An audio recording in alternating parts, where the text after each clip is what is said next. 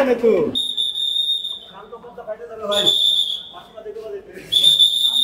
ওই দিছে কারা বলিছে আমাদের মিডিয়ার বাইরে দেখতে পাচ্ছেন এদিকে এদিকে এদিকে এটা আমার প্রশ্ন হলো আমরা আসলে সামনের দিনগুলোতে বাংলাদেশের জনগণ সংখ্যায় রয়েছে যে আসলে বাংলাদেশ কোন পথে যাচ্ছে। আপনি নাকি পালিয়ে যাওয়ার চেষ্টা করেছিলেন। আমি তো আপনাকে বললাম বাঁচা জীবন বাঁচানো আর পালানো এক জিনিস না।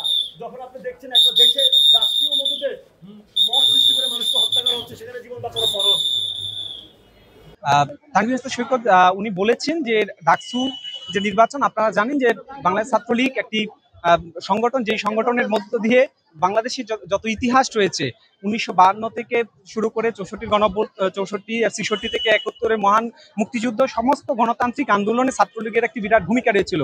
প্রগতিশীল এবং এই সংগঠনটিকে বাইরে রেখে যে নির্বাচন হতে যাচ্ছে সেই নির্বাচন কখনো গ্রহণযোগ্য একটি নির্বাচন হতে পারে না। ছাত্র সমাজ এই নির্বাচন মেনে নিবে না, সেই বিষয়গুলি আমার সাথে তিনি বলেছেন। এবং আজকের এই মামলার আজকের যে যাত্রাবাড়ি থানার যে হত্যা চেষ্টার মামলায়, সেই মামলায় আয়ুব সাহেব 10 দিনের রিমান্ডের আবেদন করেছিলেন। শাহবাগ থানার যে মামলায়, সেই হত্যা চেষ্টা মামলায় 10 দিনের রিমান্ডের প্রার্থনা করেছিলেন। আমরা শুনানি করেছি, রিমান্ডের বিরোধিতা করেছি আমরা এবং জামিনের প্রার্থনা করেছি। বিজ্ঞ আদালত উভয় পক্ষের শুনানি অন্তে 3 দিনের রিমান্ড মঞ্জুর করেছেন এবং জামিনের আবেদন নামঞ্জুর করেছেন।